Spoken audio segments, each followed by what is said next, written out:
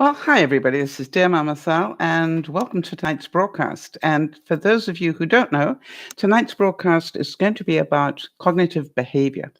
It's Mental Health Week, and so I thought I would do a couple of broadcasts relating to the way we think and do things. And for those of you who haven't seen it, I did one broadcast at lunchtime talking about cognitive journaling and why it's really good thing to do if you find yourself getting overwhelmed, or you find that your mind won't stop racing, or you can't sort of work out what's the next step. And I not only explained what it was, but how to do it. So that was what we did at lunchtime. And now we're going to be talking today about cognitive behavior. And I just wanted to show you how it all interacts. And really, it's about, if you understand it, hi, Lizzie, um, uh, then you'll be able to see exactly what goes on.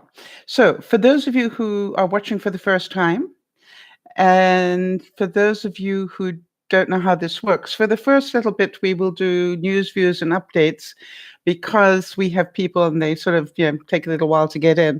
And then after we've done that, we'll get on to the actual topic. So if you're watching on the replay, underneath it'll say from 00 to this time, news, views, and updates, and then it'll show you another time, and that's the topic time. So if you're new and you don't know the people, you don't want the updates, just go straight in at the topic time. Yes, Lizzie, in answer to your question, you're right, you are. Today, the first. All right, so what we're going to do is just do a couple of quick updates. And I'm just going to get my screen out here so I can see what I'm doing. And I would have had this done beforehand, but just before the broadcast, I had another computer issue. So I'm a little bit behind getting everything done, but we're nearly there. All right. Hi, Beth. Good to see you.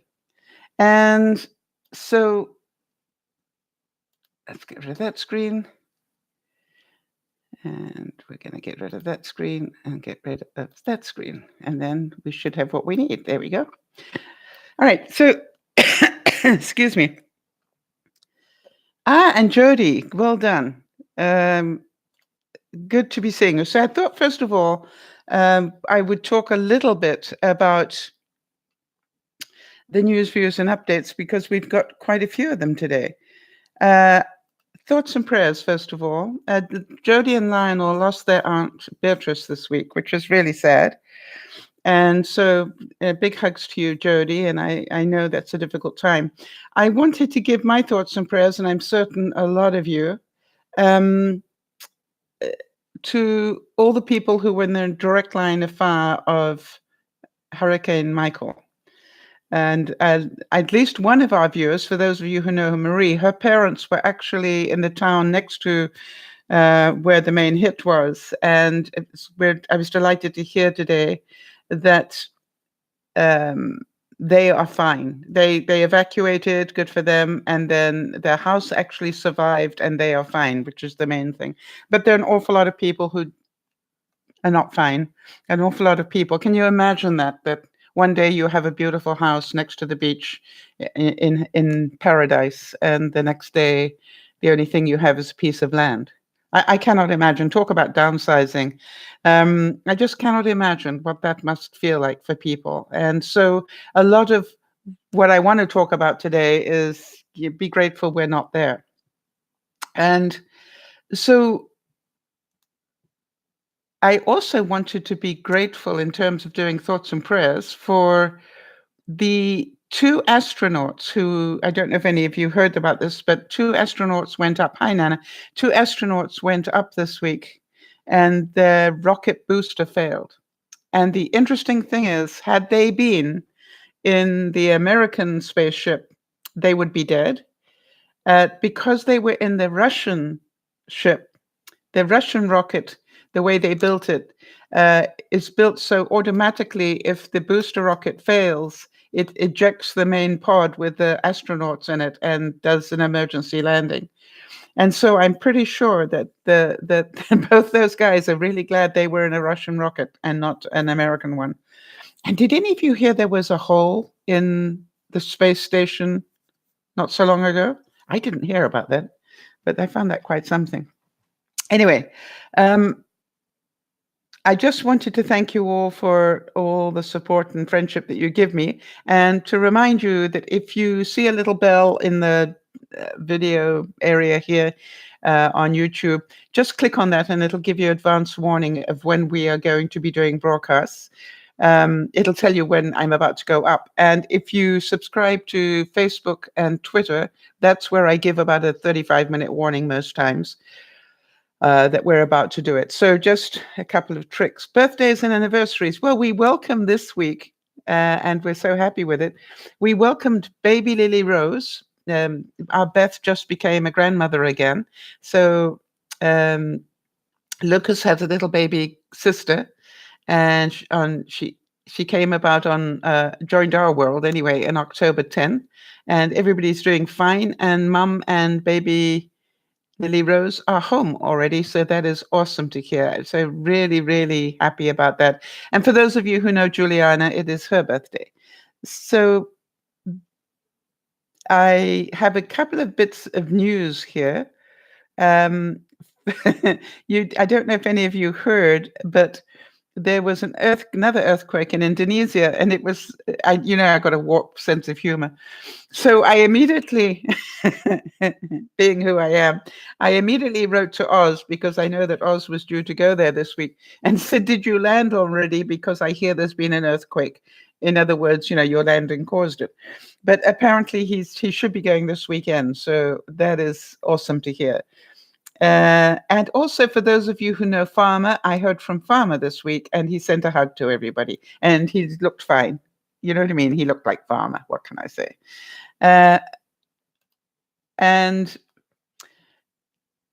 Liz, I believe that you're taking a little bit of time off so that you can look after yourself, which I think is very, very smart. I want to congratulate you on making that decision.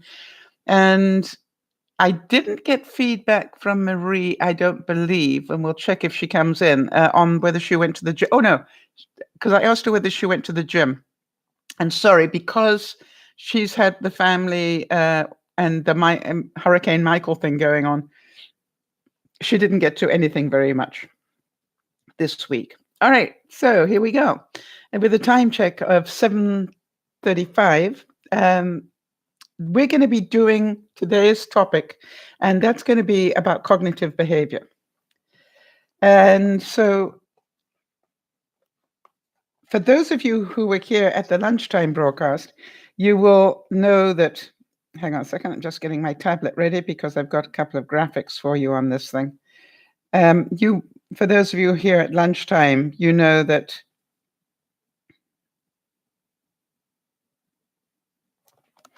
all right, sorry, I just want to get these ready for you so we can do this properly.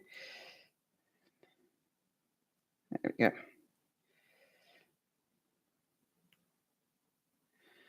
All right, that's the first one. We were talking about the various words that go around cognitive, like cognitive dissonance, and then I can never say that word, dissonance, and how cognitive really is about the brain. How do we think? How do we process things? Really is the easiest way to say it. So we did some big examples in this morning's broadcast, lunchtime broadcast, about things that we say to each other. I'm not good enough. I'm a bad person. I'm, whatever. And then talked about how to do cognitive journaling around that. So if any of you are interested in doing that, how do you actually work through those statements with yourself instead of just beating up on yourself? So it's there on the lunchtime broadcast if you want it.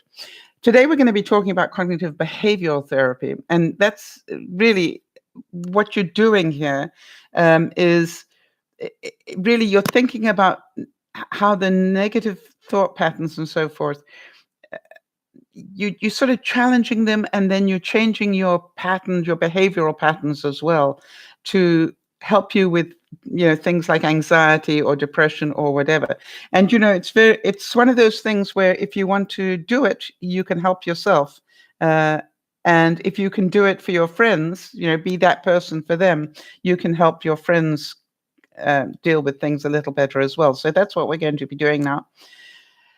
I've taken a few things, the things that we talked about at lunchtime that people call ourselves, just so that we can work through them. And then if Jody, if you can remind me to give Lauren's example, because Lauren came up with something and gave me permission to use it today. But I'd like to explain it first. Okay, so we're going to, if you have a piece of paper and a pencil, you might want to just take some notes on this one. And I want to say that because this is really helpful. The same thing as in the lunchtime broadcast, I gave you guys questions to ask of yourself. All right, when you're journaling, and I've put them in the notes of the vlog that I did, the broadcast that I did at lunchtime. Here are some questions to ask yourself when you're journaling, just so that you can process. So today, we're going to work through some thoughts and the effects those thoughts have on us and our behavior. We're going to try and look from both sides, and I'm going to try and keep it as sort of upbeat as possible, but also have it so that you learn something from it. And so the first thing that I wanted to show you is this. And as you can see, that your negative thoughts create a negative emotion, creates negative physical things, and then creates negative behaviors. And I want to show you this because on each case, we're going to look at these. All right. So the first one I've got for you is somebody calls you a bad person. All right. So there's your thought. How do you feel? I mean, first of all, what's your emotion when somebody calls you that? And the word I was trying to think of at lunchtime, I was trying to explain something at lunchtime, and the word I was trying to think of was oh gosh, paranoid. That was the word. So how do you, what are your emotions when somebody calls you a bad person? Have any of you ever had that happen, or somebody thinks that you're a bad person and you don't agree? What are your emotions? What emotions do you have around that? Can you give me some feedback so we can demonstrate this? All right, so Liz says things like sadness and anger. Yes, excellent, Liz. That's exactly what I'm looking for. And then what happens to you? Yeah, Jody's saying, she has an emotion of feeling ashamed. And that's very important that you understand this is the emotion area. Oh, Nana says she feels pain. That's on this one, Nana. That would be physical, not emotion. That would be physical. And that's the next step. So when we're feeling ashamed, sad, angry, weak, all those sort of things, what happens to us physically? So when somebody calls you bad, what happens to you physically? Some people have stronger physical reactions. Now, Nana's saying, I just want to double check, Nana. Are you saying that you get into emotional pain rather than actual pain? And the physical reaction, do any of you feel feel sick to your stomach? Or do any of you start to shake? That would be a physical reaction.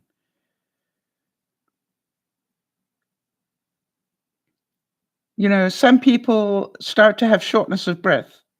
Sorry, Nana, then I'd like to go back and say that you go into emotional pain, not into physical pain. I apologize for that. That's why I wanted to clarify exactly what you meant by that. Yes, Liz. Liz says, I get upset. Like physically, it's almost, I feel sick. Exactly. I think most people do that. Now, Beth is an incredibly honest person, and she says she automatically starts to punish herself for not being good enough, and she stops eating. That's a physical thing. That's actually a behavior. But the pain, the excuse me, the physical feeling sick to your stomach. Some of you get jittery. Some of you get short of breath. All those things are physical things which then create the behavior. Do you understand? In Beth's case, she stops eating. So can you see that cycle? That's what I wanted to show you, is the actual cycle of what happens. Now, what I wanted to get you to think about, you don't deserve to eat because you're not worthy, which is your next thought. All right? You're not worthy because you're a bad person, first of all. And now suddenly you've got a second layer, which is, I don't deserve this. Now, as soon as you think, I don't deserve this, all right, which is your second negative on top of the first one, you will find that your emotion is even stronger, your physical reaction is even stronger, and you stop eating. So, it starts layering. Can you see that if you do this circle a couple of times without intervening in it, you're going to not be a very happy person? So, question that I have for you. Do you see that the same circle will happen if you say it about yourself? Not if somebody else says it, but if you say to yourself, I'm a bad person. Yes, and Jody's saying, why do we validate that person's thought about ourselves? Because at some level we believe it, Jody.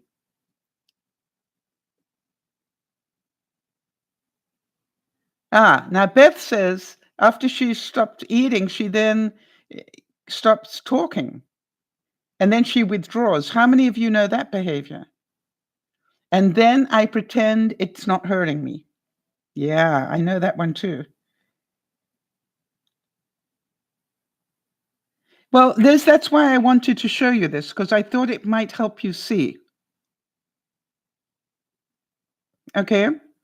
So whether somebody else says it about you or whether you say it about yourself, it has the same reaction. And the thing is that I'm hoping that this little graphic helps a little.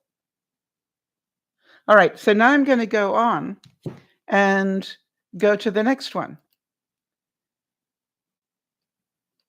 which is, what happens if they say you are useless? You're a useless so-and-so. What is the emotion when somebody calls you useless?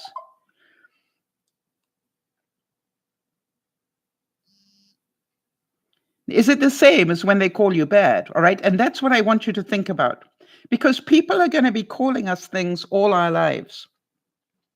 You know what I mean? It's just like, it's going to keep happening. Well, it's a pleasure. And that's why I spent a bit of time this afternoon creating 2 visuals, because I wanted you to see that if you keep going in circles like this. So Liz says no. If somebody calls you useless, it feels worse. All right. So do you have any different emotions around it? Do you have any different physical reactions to being called useless? I actually know that if somebody calls me useless, I think my eyes start to come out on stalks. You know what I mean? Sort of, back off or else you're going to be in trouble. Look. So that's sort of, I definitely have a reaction to that one. And so again, what I wanted you to do is see this, and each one as we talk about this, we're going to just work through it. All right. So interesting, and I thank you for that, Lizzie, that for you being called useless is more damaging to you. Oh, and Jody says she thinks the hurt is worse as well on useless. Okay. And do you call yourself useless? How many of you called yourself useless?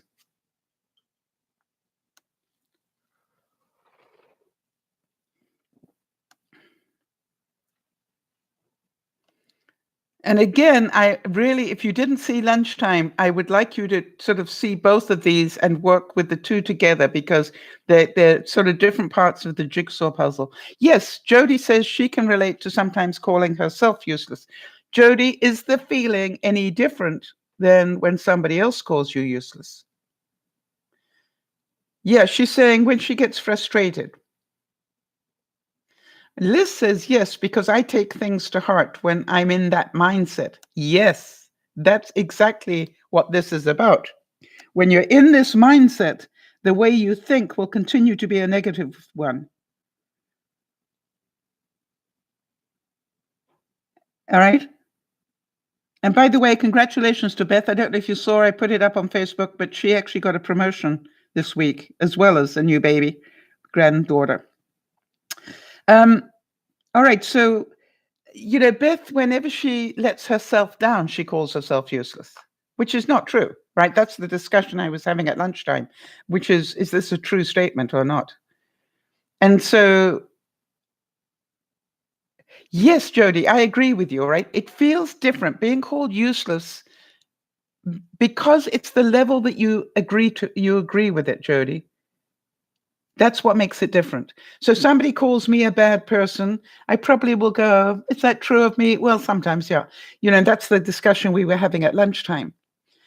But if somebody says to me I'm useless, again, depending on where I am in my mental health that week, I will either burst out laughing and say thank you for your opinion, and or else I will just buy into it and go, they're right, I'm pretty useless, right? Depending on where my initial feeling is. Whoops. That was bound to happen, right? When I've got big fingers and long nails. So we can do this. So if you're already starting on this negative thought, all right, and then somebody else adds to it, it's going to be worse. So that's the point that I want to make, that you get layers upon layers upon layers. Yeah. And what happens? Beth's now saying with her promotion, she's a little bit scared she's going to fail at it. So what's the emotion? Scared. When you have an emotion of being scared, what's the physical reaction? How do you feel when you're scared? What's your physical reaction to being scared? I don't know anybody that had a promotion, Beth, that didn't at some level fear that they were going to suck at it. Jody's saying you already managed that store, Beth. Yeah, I think you've managed it since the day you walked in. The heart rate goes up. Good. That's your physical. Good that you can see that. All right. So then what do you do? What's your behavior when you're in a negative situation and your heart rate starts to go up? Now you start worrying about, my gosh, am I going to have a heart attack? Oh, that's interesting. Beth says she starts to stutter her words. That's really interesting. Good that you know this. All right. Because if you can see this already, you are halfway to fixing all these problems, Beth. So proud of you. I love your honesty. All right. So I'm going to try another one here. This was another one that we talked about at lunchtime. How about somebody calls you a loser?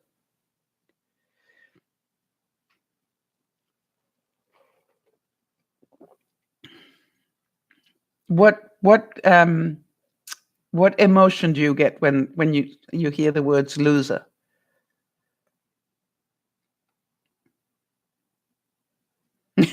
Ah, Jody's mind goes blank. Is that like blank because you don't know what to say next, or blank because it's not true?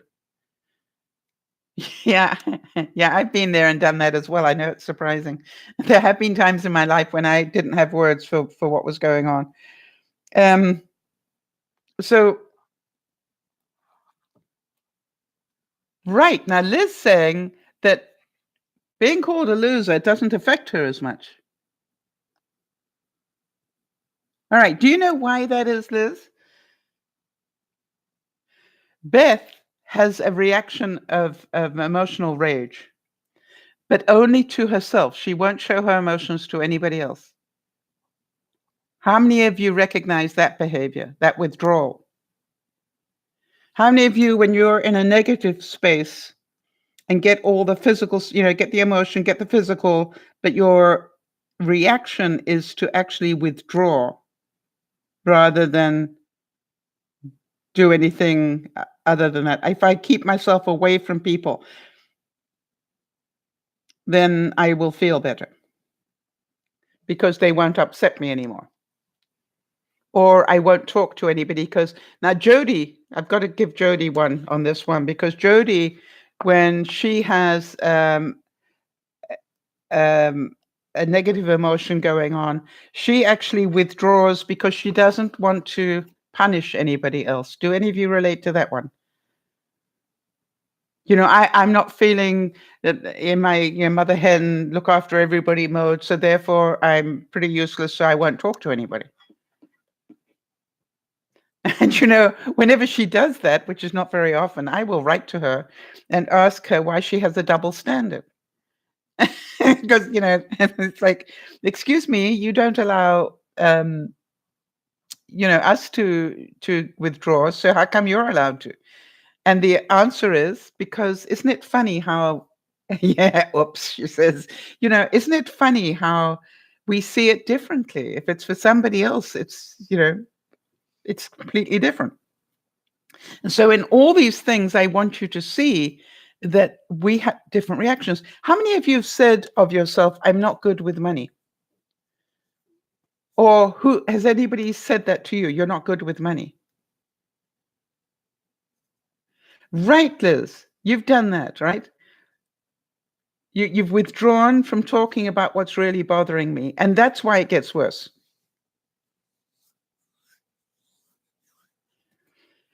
Yes, now there's a point that Beth's making, and Beth, this is sort of like the stage 2. Beth's saying that when she's got a family member, hi Marie, she's got a family member who says a lot of negative things, and what happens is Beth won't react to them. And that really gets up her nose. All right? So you understand, if you don't react to the negative thought, then the rest of it doesn't happen. You see, if I say to you, you're a car, how many of you would have a negative reaction to that? If I accused you of being a car, would you have an emotional reaction to that? Or what if I said, you are a camel, right? Would you have the same negative emotion? And right? I want you to think about that, because the things you know to be untrue, you don't react to. Make sense? Yes, Beth, right. No reaction. You don't immediately start going vroom, vroom, and go around the room. So I want you to see that at some level, you must believe the criticism to be true. But for some of you, it's totally unfair and we don't say anything. But what happens is the cycle starts. Can you feel that it happens to you? Yeah, Beth's saying if they called her a car, she'd start to giggle. Exactly. But why don't we do that when they say we're a loser? That's my question. Why don't we say that when they call us other names? Why don't we start to giggle then? That's what I want you to think about.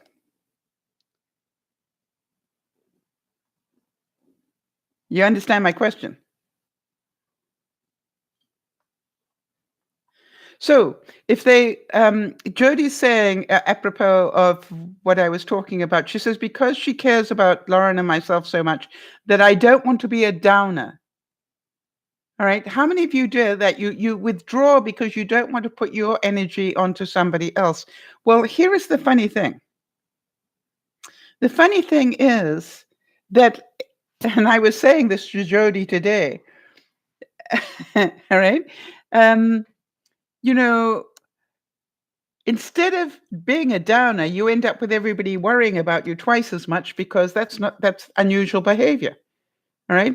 What happened to Jodie? Jodie is there every morning. When I wake up in the morning, one of my first text is to Jodie to see how she slept. And when she doesn't respond to me, now I go, did she wake up today? Do you understand that, Jodie? So the fact that you withdraw and don't want to discuss. Now, the other thing is, it's a big warning flag for me, Jodie, because you are always there to support me. And So when you're not there to support me, what do I know? You must be in a really bad way. Not just a little bit, you must be in a really bad way.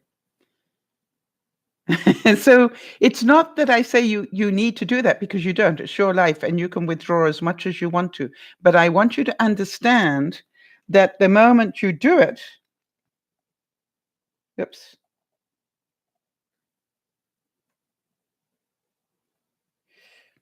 the moment you do it and I don't get a response, what happens here? I'm going, do I need to change my deodorant because Jody didn't reply to me today? Do I then start to have an emotional reaction to it? Do I then start to worry just a little bit? I hope she's okay. In which case, I then start to beat up on myself because, I need to hold her accountable, and she will get back to me. But do you understand what happens? Does it ever trigger anxiety? Yes. Now, the reason you go into panic mode, by the way, that is because, Liz, Jody will be able to help you with this one if you'd like a buddy on that one. It's because of your need to rule the universe. It's a control thing with you. You panic because you can't see both sides of a story. All right? So as soon as you don't hear from anybody, hang on a second, let me get this up again. I keep touching it and losing the screen. But as soon as, how many times am I going to do this? But you understand, for you, as soon as they don't reply, you start to think negatively. What have I done wrong? Am I correct? Gosh, they haven't got back to me. What have I done wrong? Then you start to get the emotional stuff. I must have upset them. All right. And then you get into the physical, start to worry yourself sick, literally. And then you will start negative behaviors. You start being needy and stuff like that. So I totally understand it. So somebody taught me something when I used to do that a lot, Liz, and it helped me a lot.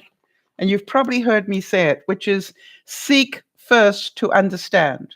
So the trick is the same as I do with Jody, is I'll put out a text that goes, I haven't heard from Jody this morning. Do I have reason to worry? Right? So I literally verbalize that. All right. I don't worry myself sick. I ask the question. So I leave it. And if I come back an hour later and I still don't have an answer, I probably will send hello. Is anybody out there? All right. But the truth is that we are not, we ideally should, not should is a guilt word. When we are in good mental health, we don't let these little things totally throw us off keel. Well, Liz, you were good with that for a while, all right? But then you got into a negative spin, all right? And once you get into that spin, if you're not doing the work to get yourself out of it, it gets worse. They have a life too, right? They're busy. And what is great mental health is to trust that they'll get hold of you when they're available.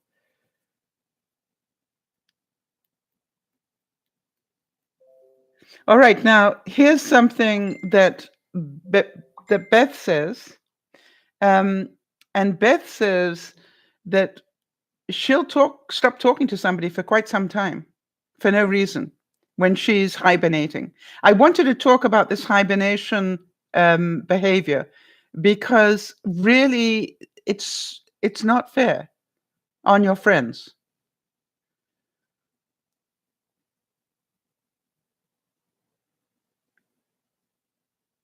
Yeah. And so exactly, Liz. And, we all relate to it, Liz. I want you to understand that we've all done what you're talking about.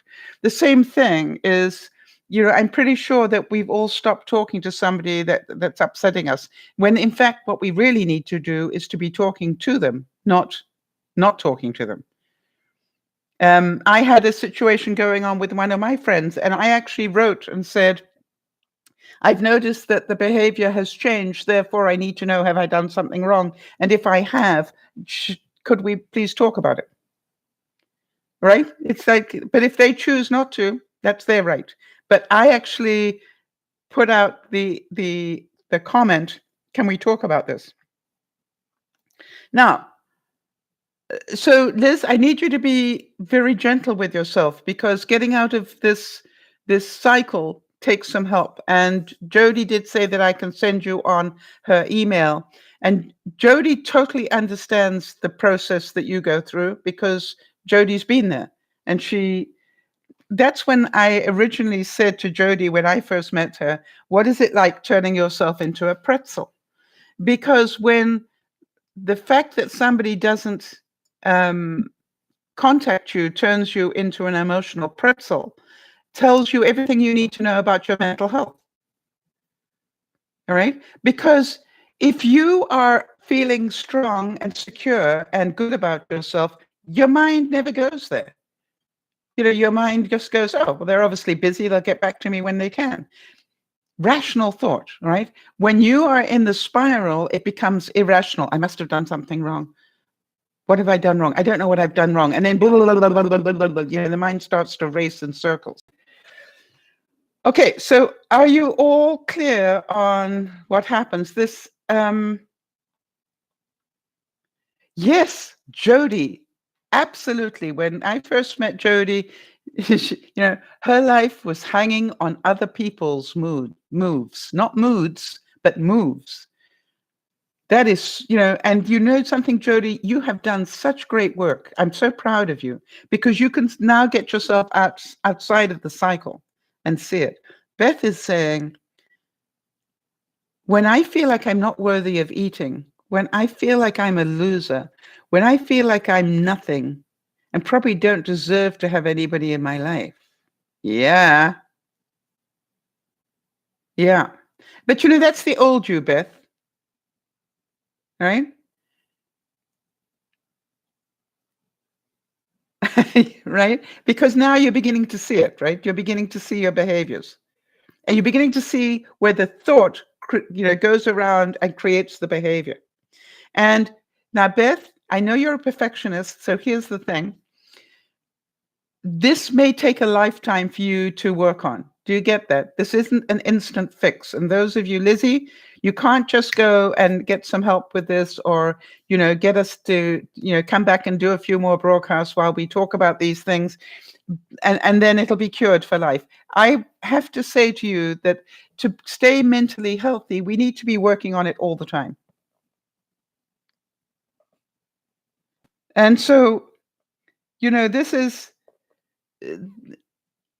this is really important that you can see it. All right. Now, Jody, I find fascinating, because Jody, you are one of the most positive people I know to other people. Yes, you wish it could be zapped and it would go away. Yeah, please give me the pill so I can take that, and everything will change. You see, we don't want to do the work. We want somebody else to fix it. Liz, think about that. Right? We want it fixed. We don't want to do the work. We want to have somebody else fix it. And when you can see the pattern, right? When you can see it's Disneyland, Liz. It is fairy tale stuff, right? I want Prince Charming on his white steed to come along and pick me up and take me away from all of this. Well, hello. This is the real world. It's not Disneyland. But we all relate to it, Liz, right? We all relate to it. If you're human, you've had that moment. If you've been, wow, listen to what Beth says. I love people now, and I'm an asset to everyone, including myself. Yes, and that's what we're going to go to. We're going to start turning this around and have a look at the positive of this. So do you understand when I say to you, you are a car, you do not go to the next step? Can you see that? Because that is not true. You know, so you don't start the cycle. You just stop it right there. You go, really? You know.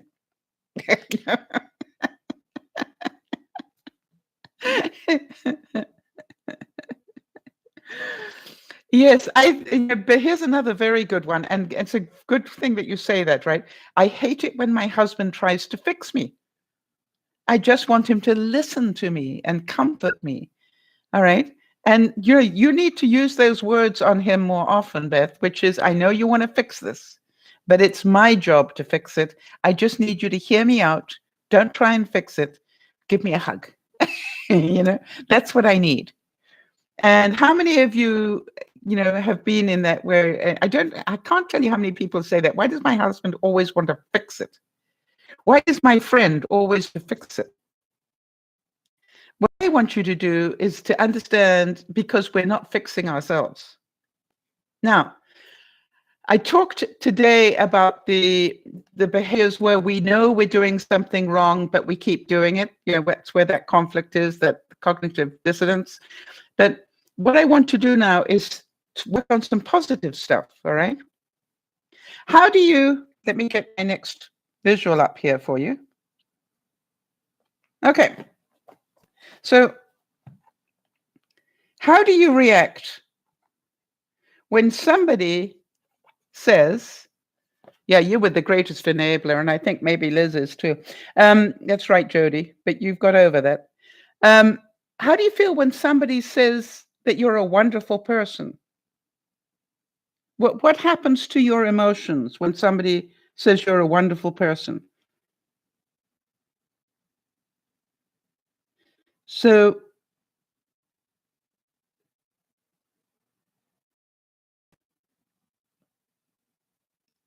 just think, if I'm sitting in front of you and I go, yeah, I think you're a wonderful person.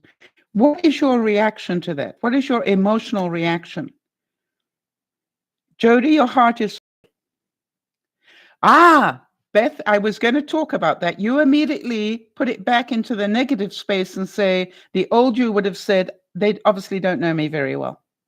Yes. How many of you take a positive and turn it into a negative? Oh, I really love that dress. Well, I've had it for 10 years.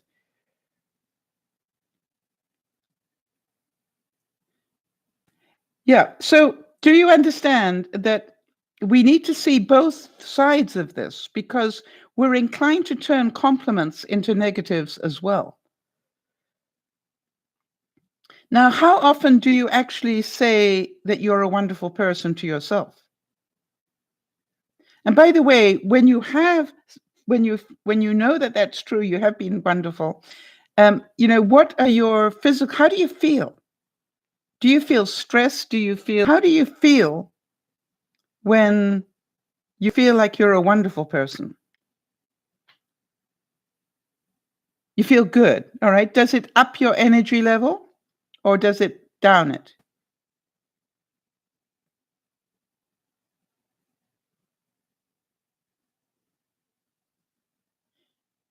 Yeah, Jody says she feels stronger.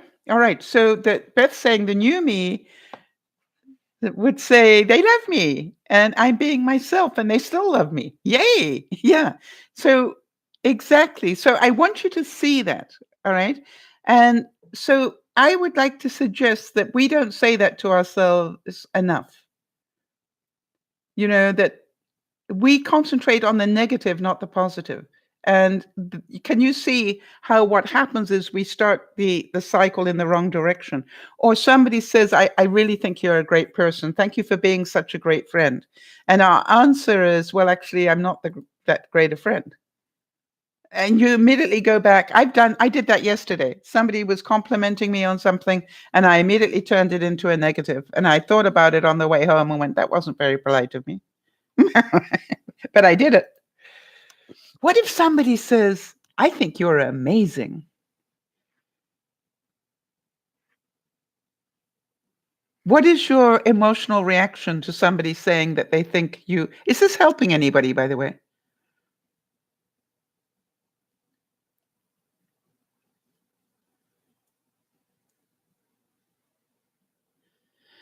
Lizzie, I wanted to go back to that comment that Beth made.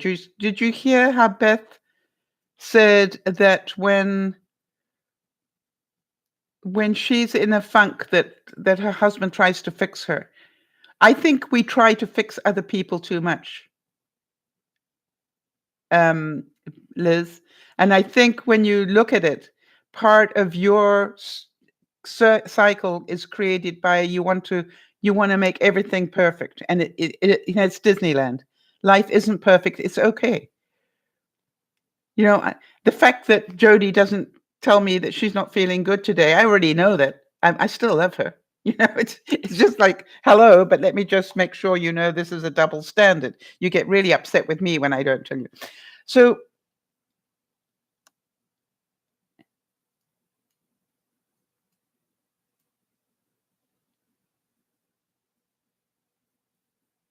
yes, I think you do. I think you are a perfectionist. You want everything to be perfect. At some level, Liz, somebody has told you if a job's worth doing, it's worth doing better than anybody else, or that you have to be perfect to be loved. You have to be perfect to be the perfect employee. I don't. It's not true. It is your stuff. It's how you process things. Right. And I know I'm not perfect, and I am okay with it. You know what I mean? Most days I'm okay with it. I just don't need to be perfect. If I waited until I was perfect before I started doing broadcasts, I wouldn't be here now. All right? I just decided I wanted to do what I could. Yes, Liz, you really struggle with that, and that's okay. That's why we do these broadcasts. You struggle with this one, somebody else struggles with another one, and it's okay. It doesn't make you a bad person. It just means you're having a bit of a vortex. And as I have said, if you can't get yourself out of the vortex, it's time to get some help and have somebody else help you.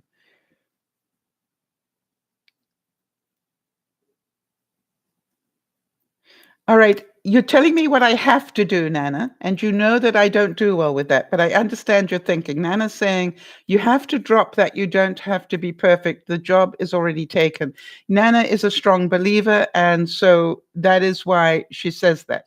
And I understand it. And for those of you who have very strong faith, you will know that the perfect person has been and, you know, left us okay and forgiven us for being imperfect.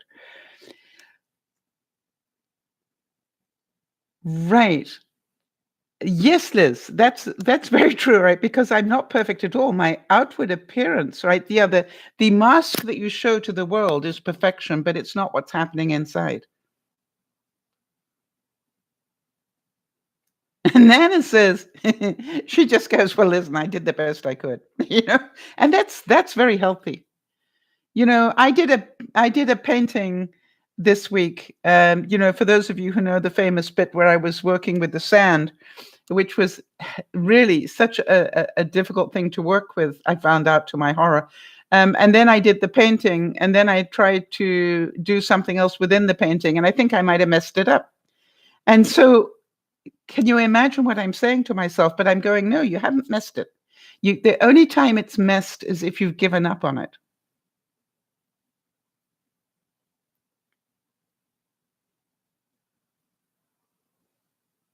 How can you correct the way we speak? It's not for me, Sal, to judge. Um, well, I I understand what you're saying, Nana, but what I'm trying to do is to make sure that everybody understands it is the way we speak to ourselves. It is our judgment of ourselves that makes a difference. Nana, I am quite certain if I listen to you talk to your young children, you would have made these same statements to them. All right? So it's what we say to ourselves. Every time we use would, have to, must, da, da, da, da, right? That's controlling stuff. Well, do you want to see what it looks like now, Jody?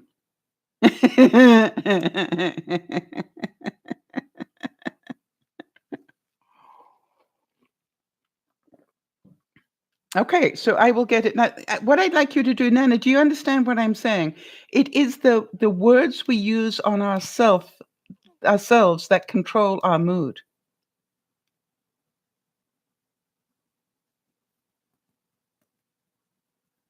Well, all right. But do you understand that when we use those words, Nana, they are controlling words?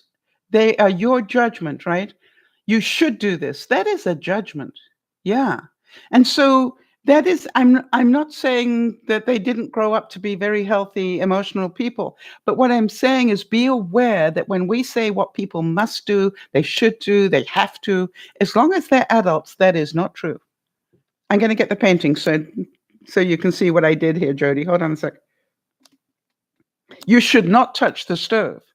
Now, what they're saying is, I want to warn you, the stove is hot. If you touch it, you're going to burn yourself. It's going to be a big owie. Then let them have the choice, right? We say, before you cross the road, look left, look right, look left again, or whatever it is. It's the other way around in this country. But you know what I'm saying? It's like, it's when you're adult, we can still go across the road without looking if we want to. Hang on, I'm going to get the painting.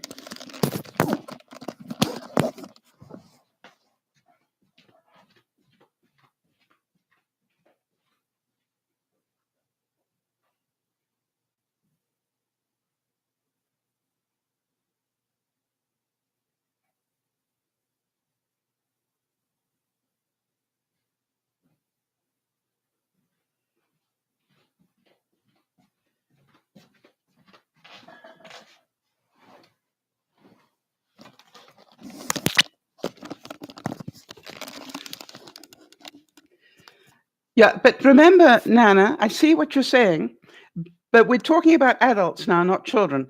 I believe that when we're talking to children, I understand why we use you mustn't do this, you cannot do that, da da da da da, because they're children. I am talking about when we're talking about ourselves as adults or about other people as adults. So this is what it looks like now. And Jody, I keep looking and going, you have no idea how heavy this is. It's amazing how heavy it made the canvas. So you still think it's magical, right? I actually, this level is going to go. I'm not quite sure what I'm going to do to cover it up. I will probably do more of the same. But it was, now, what I want to say is how I feel about this will determine whether I keep playing with it or just throw it in the garbage. Does that make sense? If we go back to this cognitive thinking, if I think this is gorgeous, me personally, if I think it is gorgeous, I probably will do X, Y, and Z with it, right? That is the cycle. If I'm not happy with it, I will keep doing stuff with it or throw it away. And that's the point that I'm trying to make about the cognitive behavior. It is our personal feeling about stuff that creates the stress and our behaviors. So if I honestly believe that this was, as Jody said, a magical piece of art, do you understand that I would just hang it up as it is? Yeah, I probably put some more layers of varnish on it, or put some layers of varnish of it and hang it up, or mail it off to Jody. But, as long as I'm not happy with it, and I want you to see that, because this is what happens to Liz. Liz, right? If you see that your behavior isn't perfect, yes, Beth, good. I'm glad you can see that. Beth is saying, the painting kind of triggers me about my drowning nightmare. But she can see that is her stuff. It's got nothing to do with the painting, right? As soon as she sees water, her mind goes to the drowning nightmare that she has. Now, Beth, what did I tell you about water in dreams?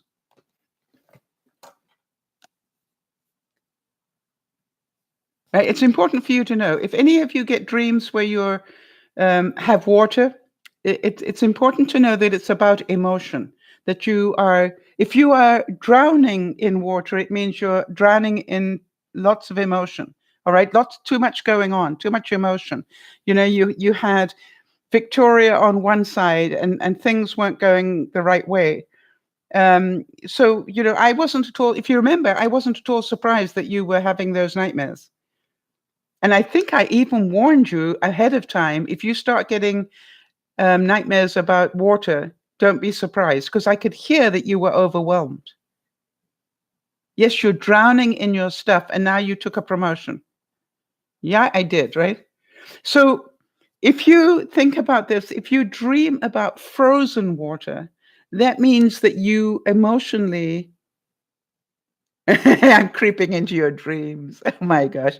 Um, if you dream about frozen water, it is because your emotions are frozen. All right, you've gone numb on your emotions. If you dream about a little babbling brook that's coming down, it's cute, looks like it should be in Disneyland, you know that your emotions are doing just fine. But if you see dirty great waterfalls and they are not pretty, they are vicious. All right, that's your stuff going on. So the whole point is about this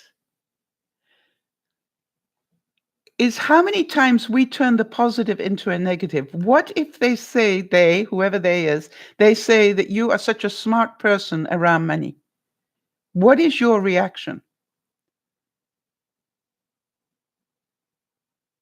Yes, Liz, but you're not the only one, Liz. For some reason, you think you're the only one that overanalyzes everything.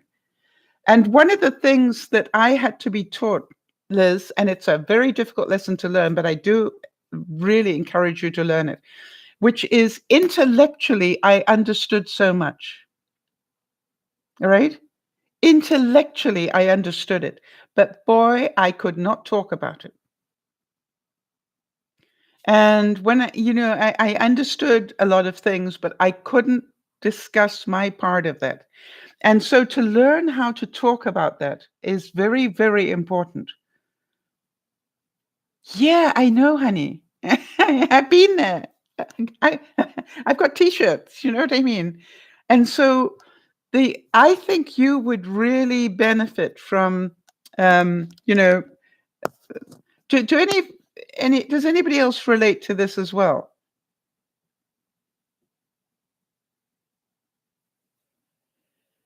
But that now, is that the truth? I'm going to go back to what I was doing at lunchtime, Liz. I feel like I make people upset when I try to, or is it one person? Is it one person that you upset when you try to explain what's happening? I just want to make sure I get to the truth on this point.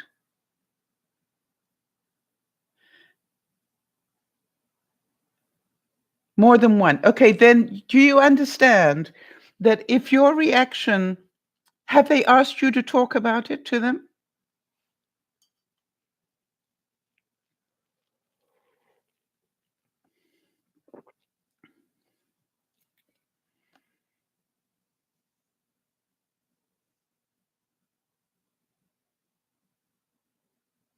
Because one of the things that I always like to remember is you need to talk to the right people.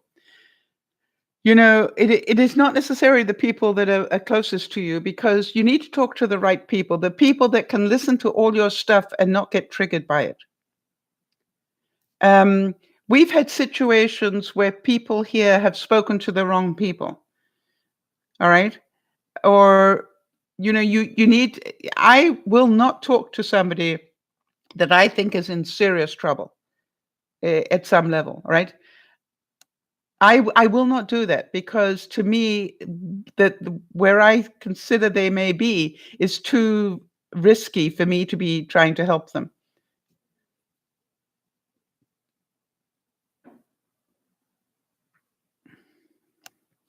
But Liz, that isn't. I don't know anybody that's genuinely trying to help you that's going to say that to you. But is it true that you're driving yourself crazy? All right, this is what we were talking about lunchtime. All right, we make statements like this. Is it true? Is it a fact, or is it an opinion?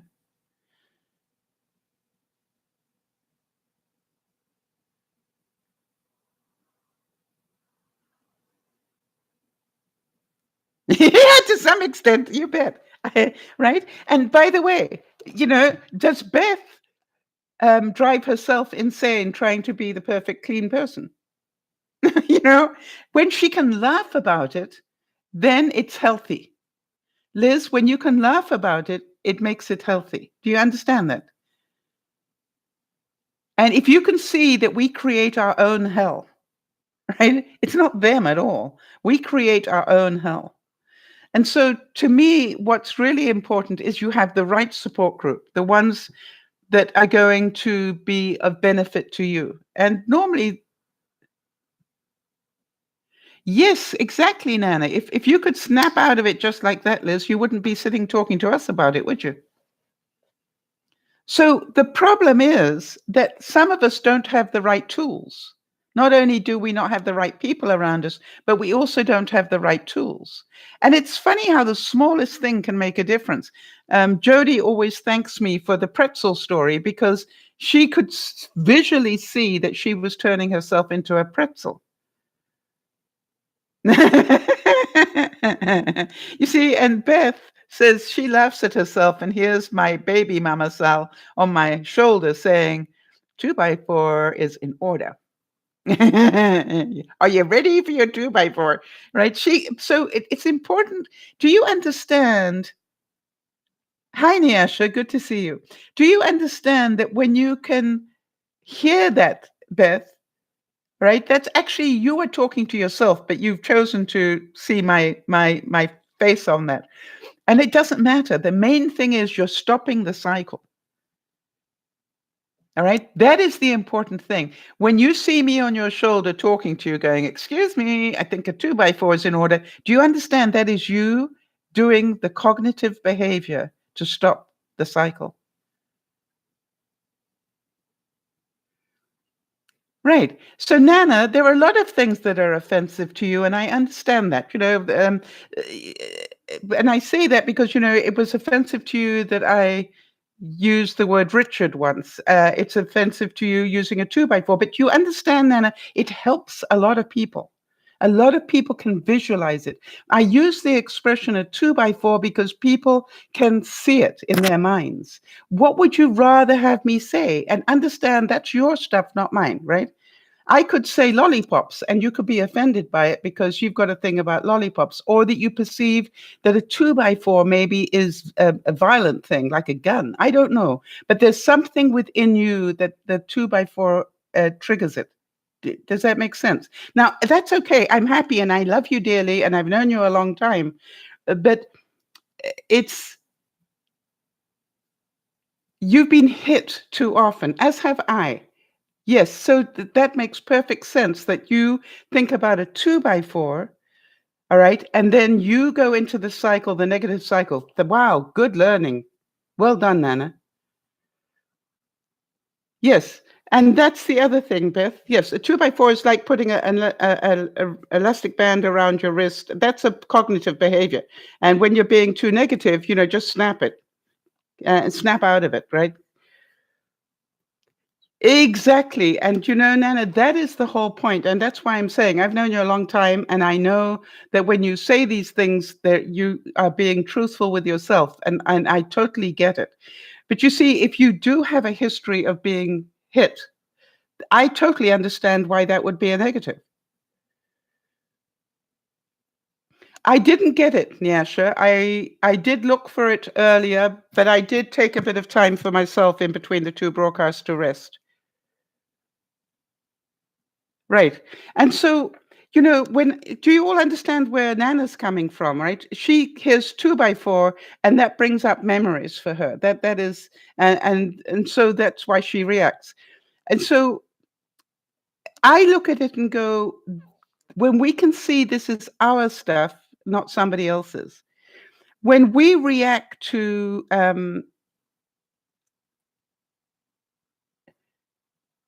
you know something? I think that is the joy of this. Do you know how much we save ourselves in therapy by talking about this stuff? Do you know how many years of therapy it would take to understand what we're talking about? you know, and that's why I'm saying that keep keep telling me what you think, Nana. It's quite all right. Sometimes I have to breathe air a bit, but it's like if we can do this for ourselves, we can also help other people. And Jody, I want to tell you something that I think one of your greatest gifts, if I can say this to you, one of your greatest gifts is you always believe the best in people, but never about yourself. All right. Yeah, and I find that amazing that you are so supportive of everybody else.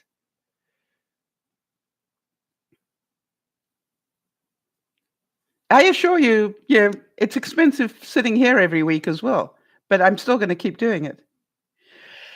Yes, Jody, and that is the whole thing, which is it depends which cycle you're in, right? So, did you see that you can take a negative cycle and turn it into a positive cycle, but you can also take a positive cycle and turn it immediately into a negative one? Can you guys see that? And that is cognitive. We're doing it in here, right? The situation hasn't changed. It's what we did with it that changed.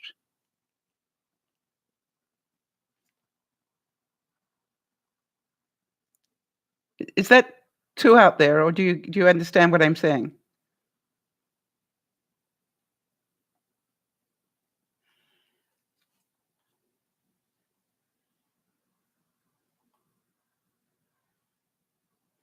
Nyasha, not if you're not comfortable, but if you want to, absolutely. Also, if you want me to talk about it out loud, put the word okay at the end, which means it's okay for me to repeat it. If you don't put okay, I'm not going to read it out loud, but I will presume you just want to tell the people in the room. All right. And that's totally good because I will disconnect the chat. Thank you, Nana, by the way, for the number of times you double check that for me. And so it won't be associated for very long. Whatever time it takes me to get there and disconnect the chat. So it's up to you. If you want to, that's great, and if you don't, it's also all right. But what I wanted you guys to see is that we do this to ourselves. We turn a positive into a negative. We can turn a negative into a positive. It's what we do in here that changes it. So if somebody says, "Gee, what a nice dress," and our reaction, our emotional reaction is total confusion. How could they possibly like this? Yeah. And then you sort of get, oh, I better educate them because they obviously are not very educated. I've had this for 10 years. You understand, you took a really nice positive and turned it into a negative. And instead of saying, oh, I'm glad you like it. What is it you like about it? And just carry on the conversation.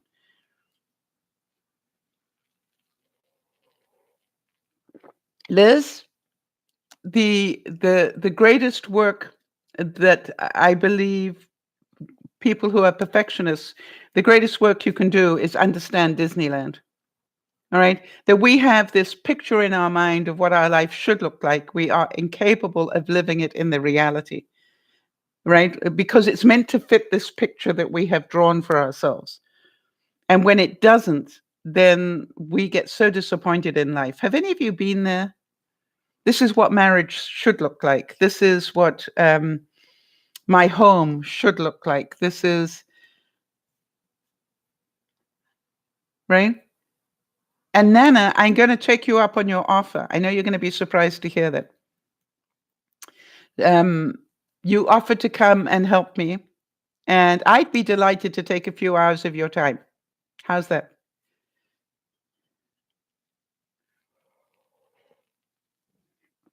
Because I realized when you said that, last week, I immediately turned that into I'd feel uncomfortable. Well, I don't actually care that I'd feel uncomfortable now. I need the help. So when? Why don't we organize that privately? We'll do that over email or, some other way. We'll organize that. But I just wanted to let you know, thank you, which is what I realized when I replayed it in my mind. That was the the answer I should have given. Should see. Well, the whole thing is that, yay, go. How many of you know how much I love Beth here? Mind you, the funny thing is, if Beth came here, I know exactly. You see, I'm a good manager. I when I say that, I could look at Beth and go, Beth, this is what I want to accomplish, and I could walk away and go and sit and have a cup of tea or coffee, right? Because I know Beth would just do it. There'd be no emotion attached to it. There'd be no the right way to do it or anything else. Beth would just get it done, right? And I'm pretty sure that Nana's like that as well.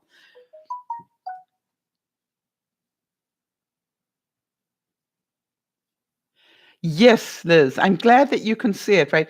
This is what Liz is saying. But it's weird. I don't think I see everything as needing to be 100%. I feel like it applies to myself more than others around me. How many of you relate to that? Like my friendships and things, I don't see them as needing to be perfect. All right? But you believe that you need to be, that you're always second guessing yourself. Yeah. You know, I basically should put Beth on a plane and say, come here. Now, she'd drive me insane, right? But it's okay.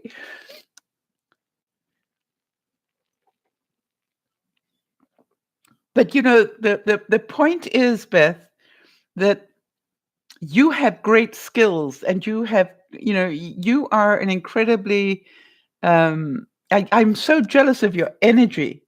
I want to tell you, listening to you at lunchtime when you were talking about the caffeine, I'm going, maybe I need to start taking caffeine again. Maybe I'll feel better. Maybe I do need a bit of caffeine in my life, other than my 2 cups of coffee. It's like, maybe I have given up on some things that actually were giving me energy, and I need to put them back into my lifestyle. But I don't want to put cigarettes back in, I can tell you that. But, like the comment that was made when I was talking about that at lunchtime about somebody saying to me, "Are you still eating steak?" And that really stopped me in my tracks, and I went, "No, very little. Only when I go out, actually, do I have a steak most times." And they said, "You may want to start eating steak again. The chances are your iron is low." And by the way, seeing as I've got so many wonderful people in the room, if any of you know how I get rid of these, if there's some sort of magical home remedy for getting rid of these little sacks of whatever it is that are growing on my face, I would be really interested to hear it.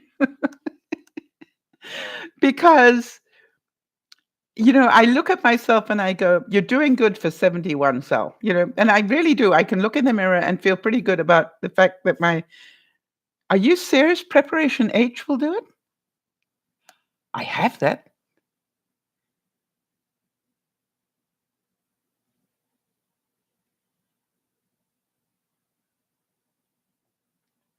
How about that?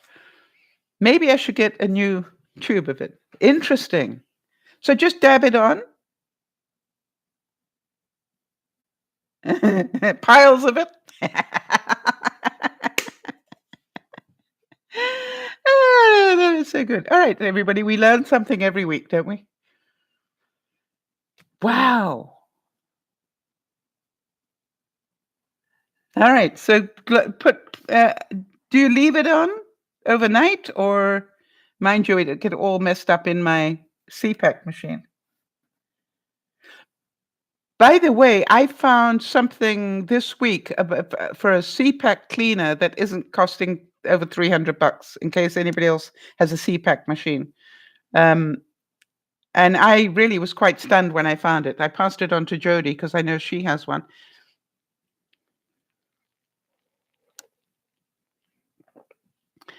So can you now see that cognitive behavior is the behavior we do because of our thinking?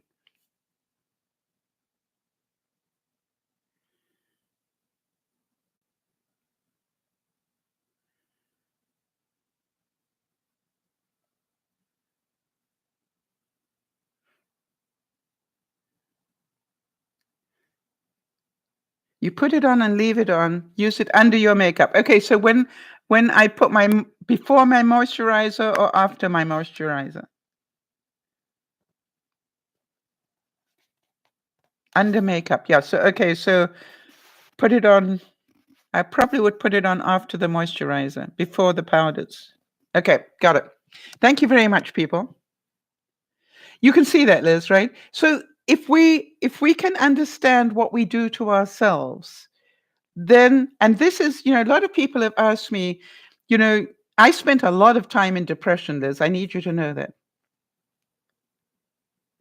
I spent a lot of time in my life, in my 20s and 30s, in depression. And I now can dig myself out of it pretty well. Make it the first thing on your skin. Okay, thank you very much, Jody. That's good to know.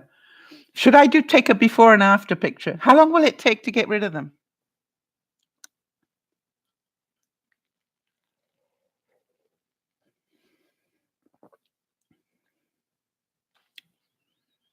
See, if I hadn't bothered to ask, I wouldn't have the answer, would I? 20 minutes? Well, are you serious? But then they'll be back the next morning, or will it get rid of them forever? Can't wait to try that.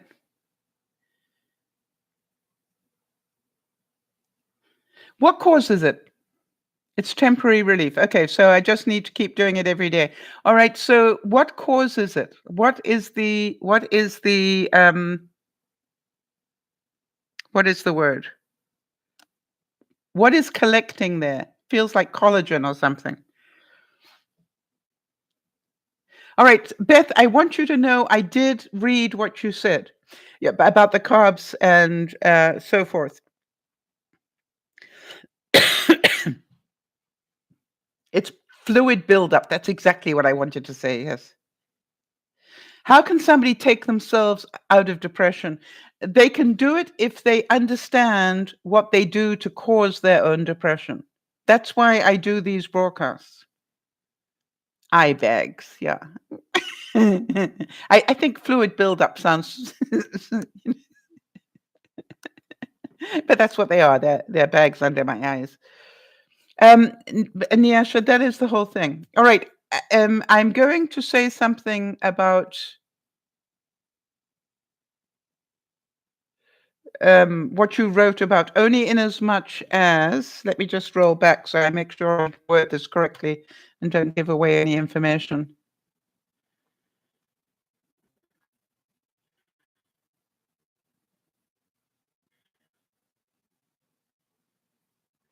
All right. So you don't have to answer anything here, Nyasha, but if you would care to share, why would that affect your work? Why would people judge you? They wouldn't know, would they? Because I seem to remember at lunchtime you said that it would affect your work and people would judge you for it in some way. So I just want to understand where that's coming from.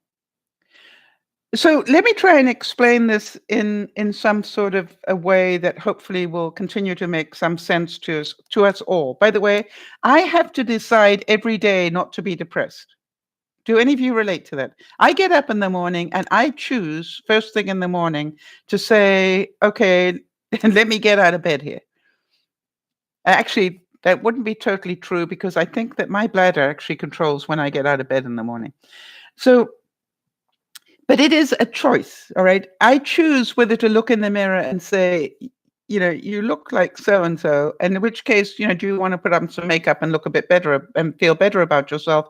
Or do I choose whether I do my hair in the morning. I choose whether I put on deodorant. Self-care.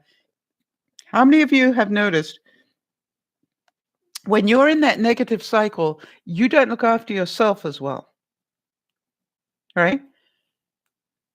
And by the way, if you're in that negative cycle that I talked about earlier, do you also know, you don't accept invitations as much. You don't get out as much.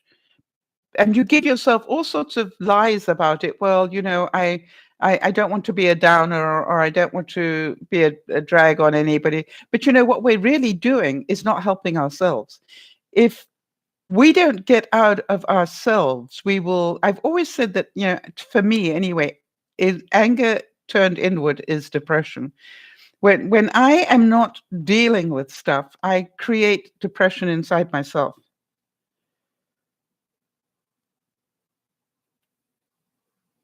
Wow, Beth, that's a dream come true for me. All right. Beth says, I used to look in the mirror and see a loser.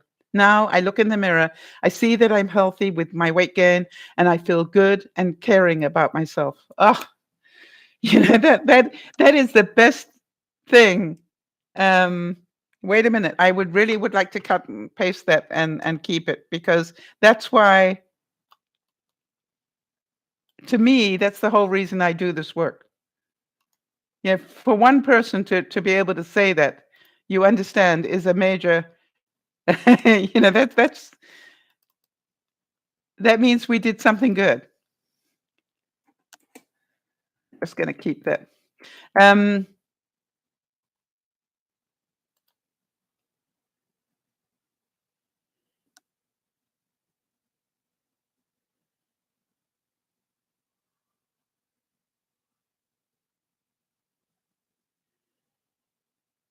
it's like you're reborn, all right? Yes, because you are. All right, so Nyasha, let me word this so that it doesn't spoil it. So it would affect your mobility. For how long?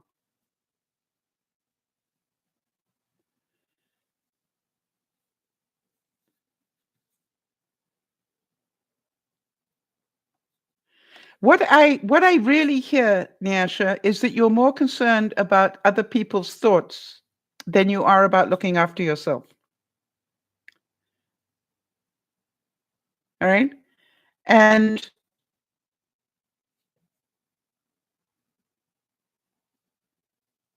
exactly, exactly. So so as long as you have this medical condition, it affects what you're able to do in terms of mobility. Did I understand that correctly? Just want to make sure I got the facts right. If you had the procedure, um, then you would be able to do that more easily. Is that correct? Just want to make sure I understand. Seek first to understand.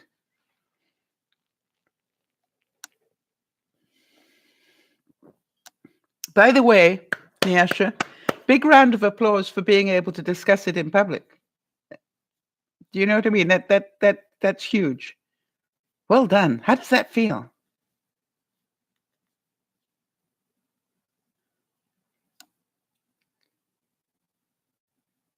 Okay, so you've lived your whole life with this problem.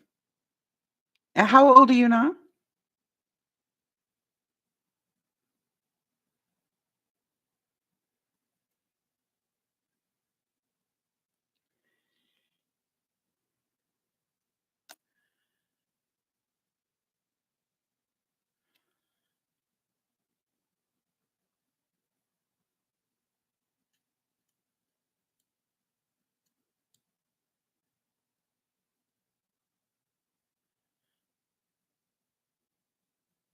I think you deserve to have it fixed. That's just my belief, right? Um, I got a feeling in your heart of hearts, you deserve it too. Otherwise, we wouldn't even be talking about it. Yeah. So can we ask you what is your fear? I won't talk about it out loud, but just tell us what your fear is so that we can.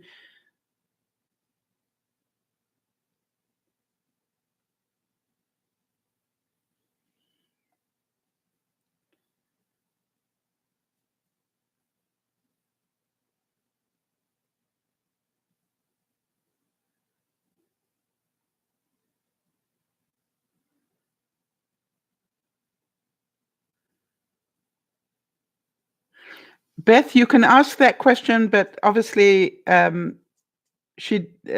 doesn't have to answer it, right? So it's up to her whether she wants to answer that or not.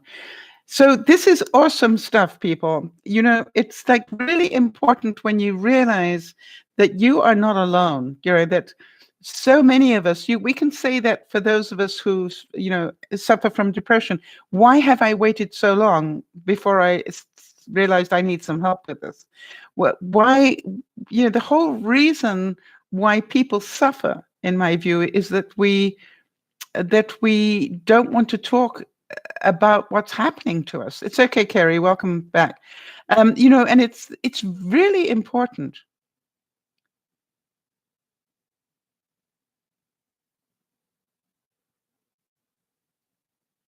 So who is going to judge you for this?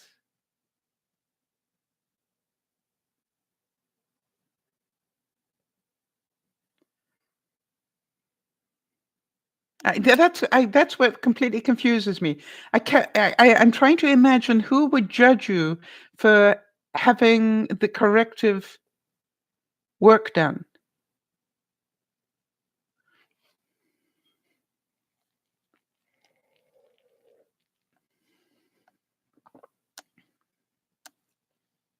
Then scroll back, please, Nana.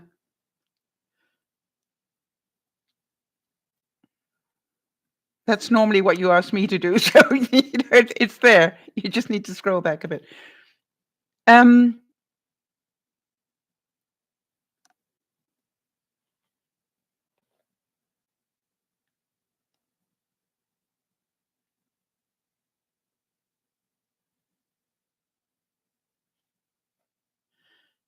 Okay, somebody that's quick on the scroll. Hang on a second.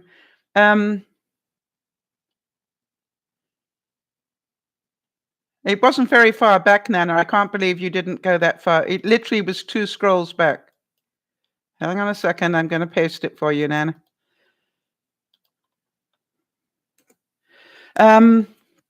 Literally, it was two lots back. That was all.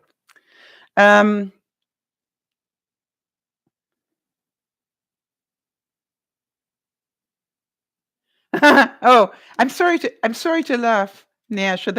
But how many of you relate to that? And maybe it'll fix itself. Have any of you ever said that? Do you know that those are the most famous words of people who die from heart attacks or stuff like that? That if maybe it'll just go away. So good for you. I'm so proud of you for actually. This is called being adult, Nyasha. I'm still trying to work out who's going to judge you for this. Right?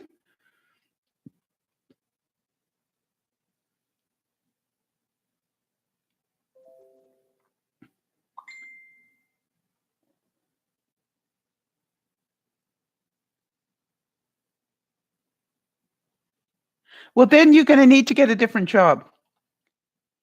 I have to say this, Nyasha. You just need to tell them you need to have some medical work done, and you're not going to be able to do as much. You may be off work for, I don't know what it would be, 6-8 weeks. And you probably will have to ease yourself back in again. You just tell them the truth, and if they don't like it, you need to find another job.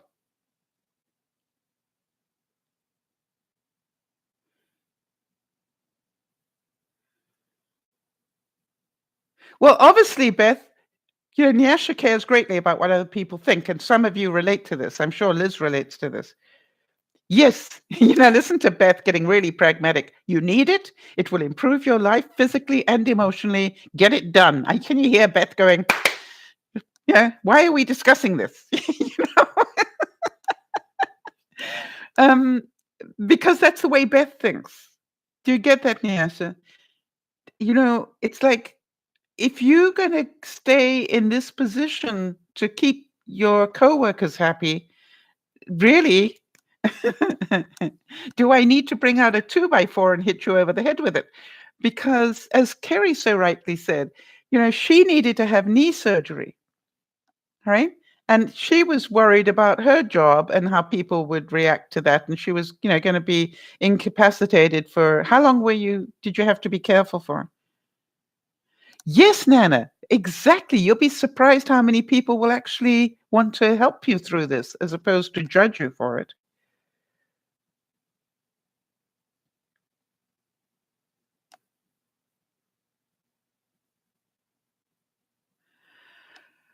Okay. So just everybody, hi, Sakura. Think about this because we're talking a different culture now, people. So try not to think about this in the North American way for a second. Let's just listen nicely.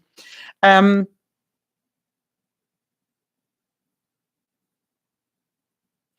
yes, is that wrong that you should worry about that? That they would try to help you? Is that wrong that you should worry about that?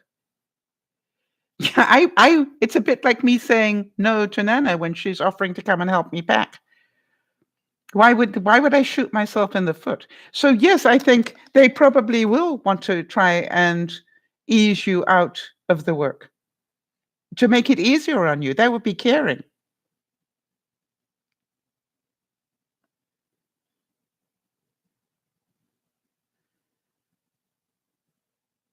All right. But it may not be that they want you to leave, just that they would do it a different way. All right.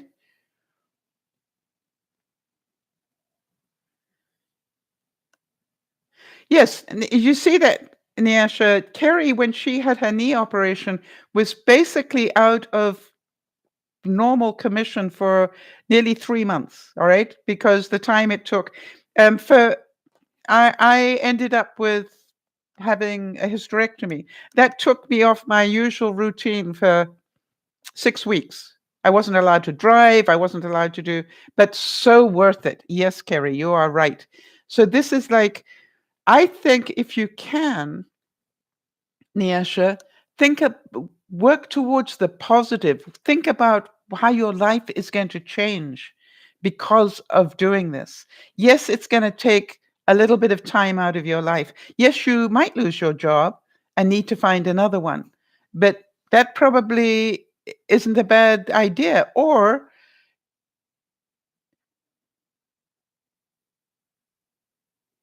yes, that's why I'm saying you could lose your job. That's right. So that's quite all right. We understand that sometimes we say it, and you're doing a great job of describing it, by the way. And I want to compliment you on that. So here is the thing. What do you think it would feel like not to have this problem of yours anymore? Can you imagine that? And if I said to you, sweetie, I can give you your this difference, would you want to take it?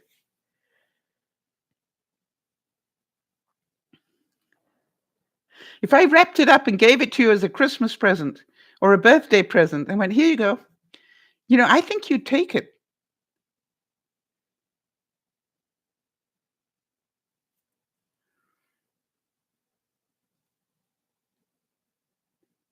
So, yes, so you're scared of losing your job. Totally understand that.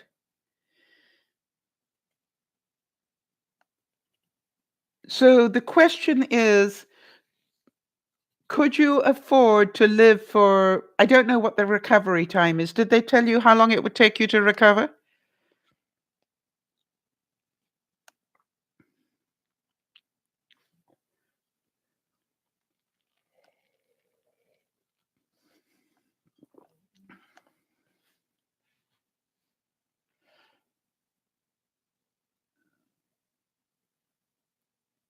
I'm so proud of you, honey.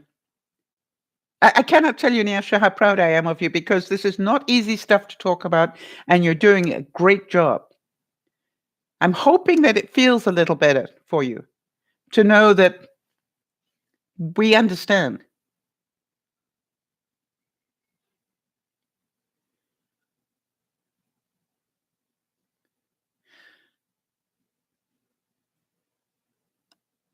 So my question would be maybe what you need, Nyasha, and that's up to you to think about. What would you need? Do you need more help from your family to help you survive? It would be great not to have the problem anymore. All right, so that's what you don't know, Nyasha. That's why you're worried. All right. What if they said to you you could have this done next week and you could be back to work the following week? That's what you don't know. So really what you need to do is to take a week off sick. They might say, "Hey, we can do this and you can be back at work the next day."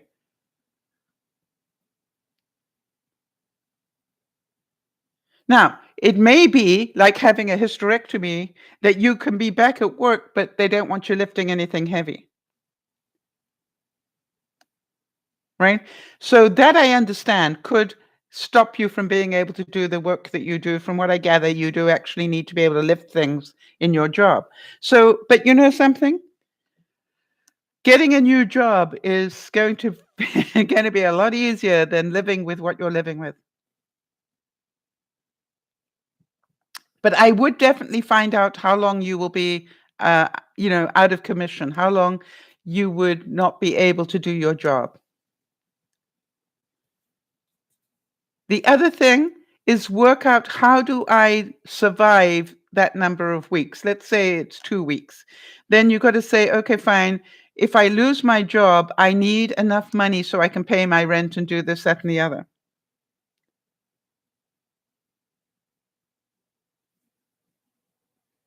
Right? So, look at all the facts and try, if you can, and work with those, right? So, yes, I could lose my job. Is that the end of my world? No, it's just I'm going to need to find another job. So, how long can I survive, without a job? Will the family help me? Um, sort of find out all those bits.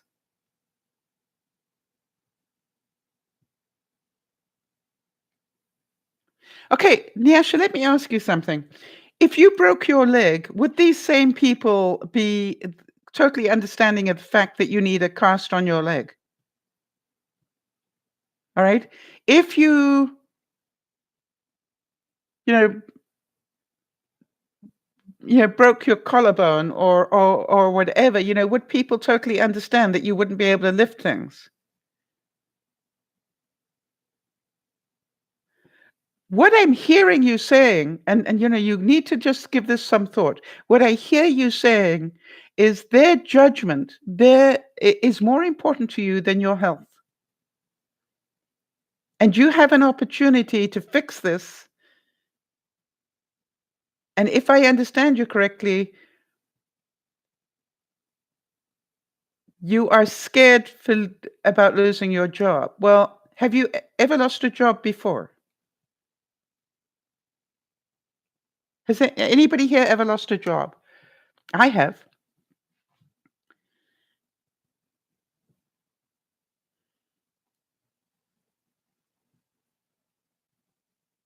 So I understand that that is a very real fear for you. I get that. Totally get that. Yep.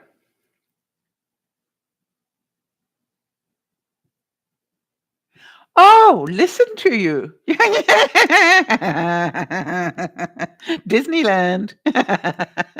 Okay, so you've always had family support. Awesome. Good to hear that. But I like to be independent. Yeah, well, I like Brad Pitt. Doesn't mean I'm going to get him. All right.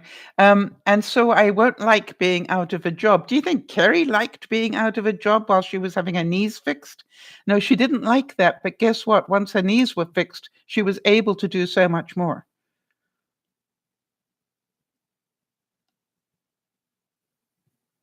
There you go. Well done, Beth.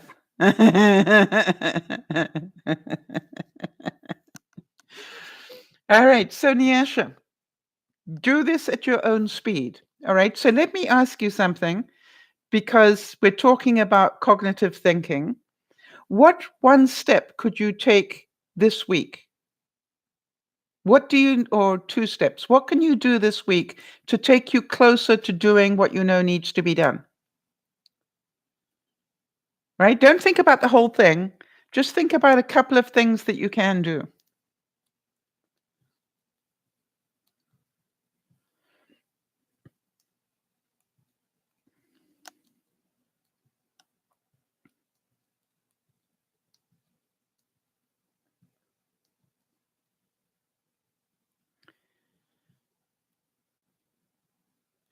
Could you find out how long they think you're gonna be out of work? Would you be able to do that, do you think? Could you phone up the people concerned and say, "Hey, if I do go ahead and do this, how long would I need to be off work?" That would be, you know, a really good first step, I would think.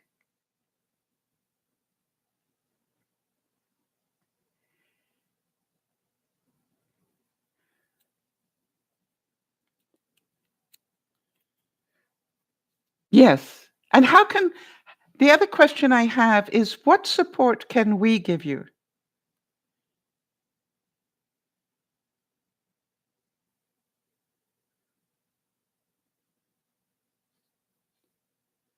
All right, but you know something, sweetie? You managed to get this job. So I would be asking myself, I would be asking myself that, maybe just letting them know the truth and just say, "Hey guys, I'm really sorry to have to say this, but I have to have this have a go into hospital for something. I'm going to be off work for about a week, and I probably won't be able to do as much work for another couple of weeks." That's the other thing I would ask the people who will do this. Um, but really do want to keep the job, so I just needed to be upfront with you. And if they say, "Look, you know, you're not allowed to have something that you need to have done," it's like, then you will find a different job eventually. You just got to take the support your family wants to give you, honey. And Kerry, we are delighted you had a great night. And yes, we know Mike spoils you, and we know you deserve it. And I'm pretty sure you probably spoil him too.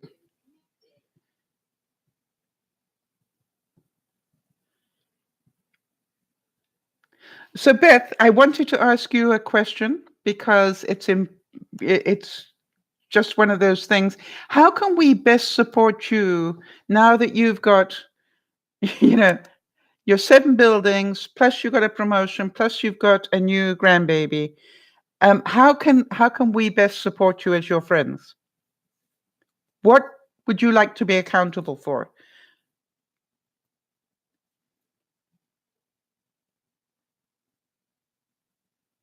Yes, so you won't get the treatment until next year. You got Okay, that is awesome. So we can do lots of research before then. Actually, hang on one second. Beth?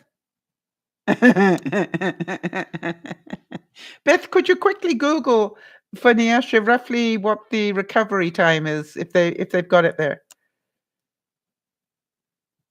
They've probably got it wherever you found the information. They probably have what the prognosis is as well.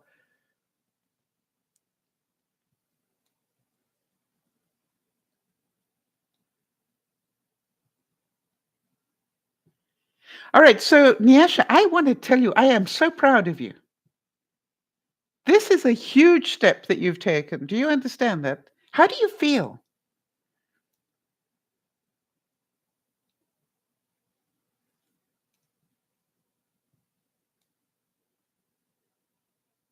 Do you feel better for having talked about it or worse?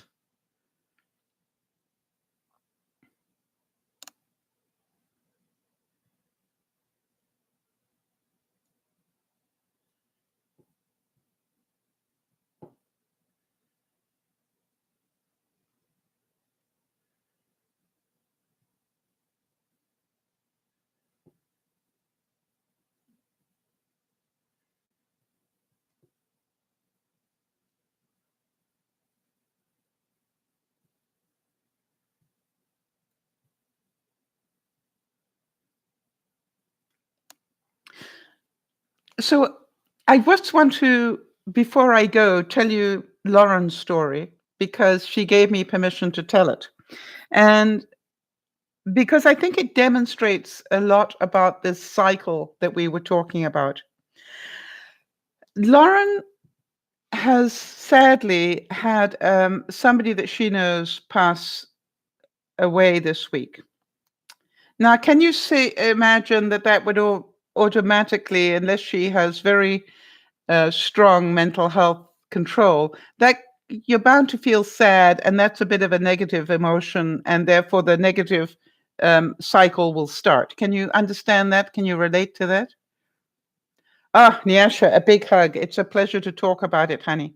And I hope that I did keep um, your reality confidential, that I was still able to do it, but without mentioning what it was. That took a little bit of mental gymnastics in my head.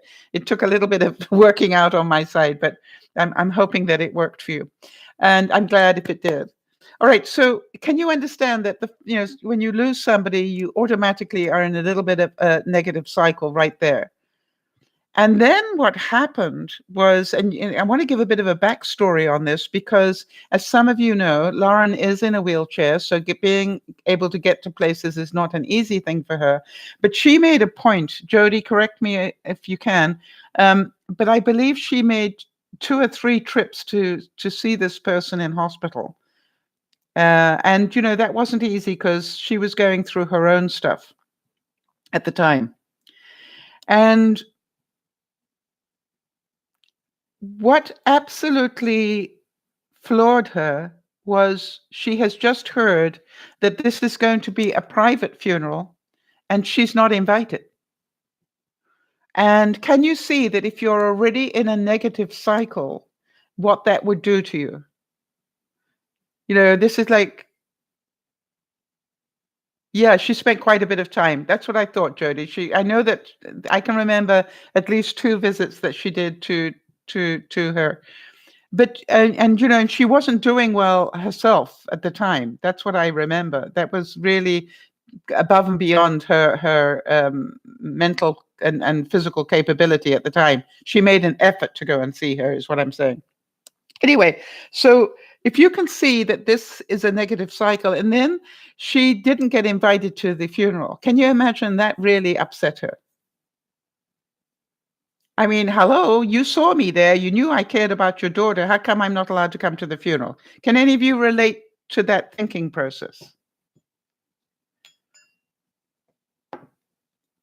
And now she has taken sad to angry, all right? Because they didn't invite me to the funeral. That's not fair.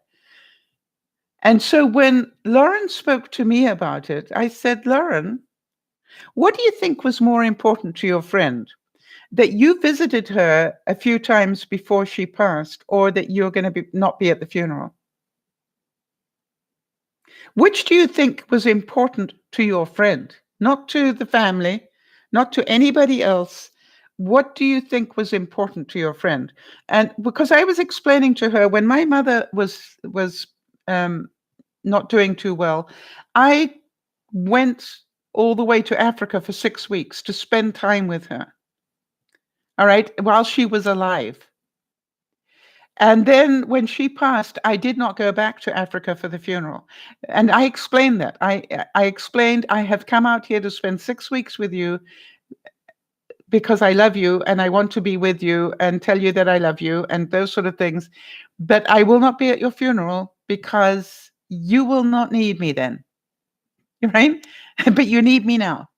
Does that make sense? And so what I was explaining to, yes, and those of you saying when she was still alive, that's when it matters. I have said so often, please do not have a celebration of my life after I'm gone. I'd like to see what happens. And I know that sounds really weird, but I love what people say at these things. Right? And it makes me angry that they didn't say it to the person while they were alive. They wait until after they're gone, and then they start saying it in front of, And I said this to Lauren as well. I said, funerals are about being seen to care. Well, you already showed that you cared. You've done that, and you did it for your friend one-on-one. And so being at a funeral is not going to make any difference to your friend. It's only you are hurting yourself with this thinking. And luckily, Lauren got it. Can you understand where I was getting at? That she needed to let go of the fact that she needed to go to the funeral to honor her friend. No, she already showed her friend that she honored her. She went when she wasn't feeling too good. She went when it was not easy for her. She already did that. And it wasn't a funeral, it was face to face. And so what I was trying to do was to help her get out of that cycle. She was, because she was into blame and anger and all those things where she didn't, what her choice was to see it differently. Yes, celebrate individuals while they're alive. And I really have, Nyasha. I have asked that if my friends know that I am not long for this world, hold the celebration of life when I can still hear it, because I'd love to hear what people say. Now, maybe nobody will turn up, but do you understand? And do you think people will judge me for that? You bet they will. But do you think I'll care? No, not one bit. Don't wait until I'm gone to tell me. Tell me while I'm still alive. That is my point. Yes, let's celebrate the person while they're alive. All right.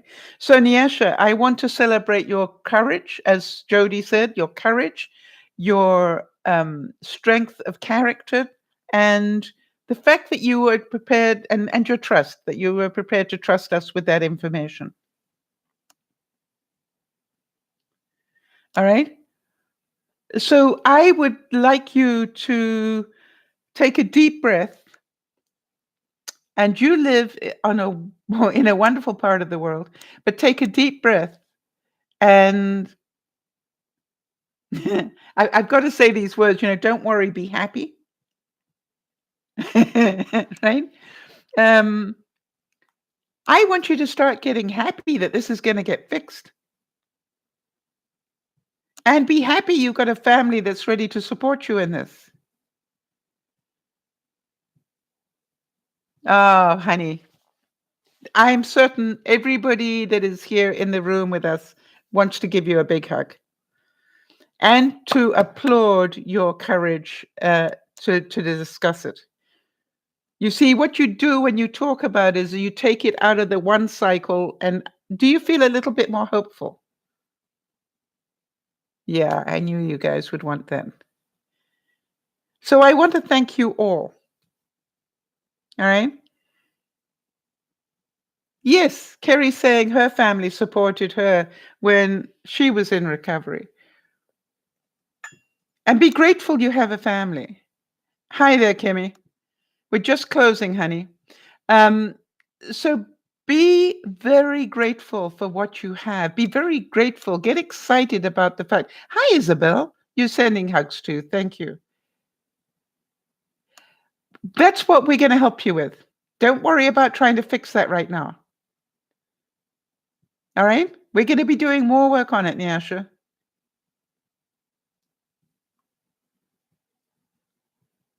All right? There are a number of people here that will be only too happy. Are you enjoying coming to the broadcast, Nyasha?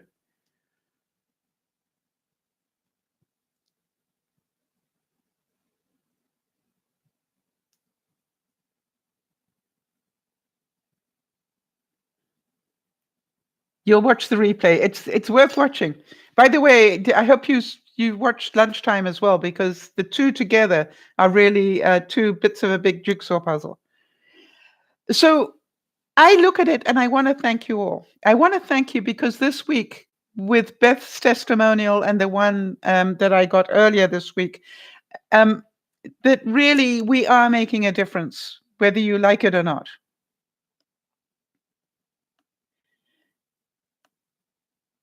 Oh, I'm sorry to hear that you've been having bad asthma attacks. Kim,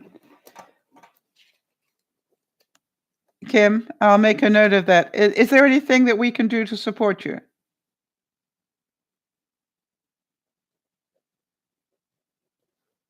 Yeah, you feel a bit better, right? Because you talked about it.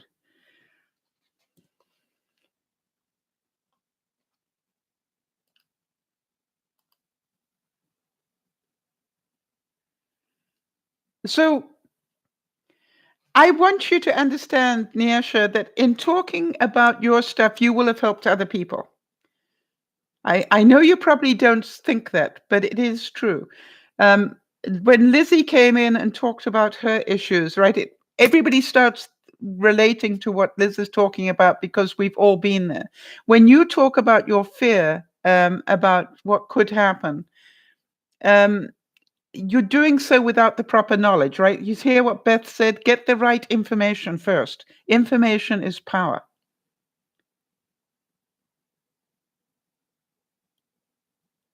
There you go. All right. I can have that major issue fixed and I know I'll be okay. Yes. And you will get another job if you have to, and you may not lose your job, right? But it's possible that you could. Do you understand, Niasha? It's the same. I've got all these fears about leaving my home and downsizing, but I need to do it anyway. It's time. So, oh, I'm so proud of you, really. And we all are. And we, as I said, we all send you big hugs and keep coming back and keep talking about the stuff that's going on in your head, all right?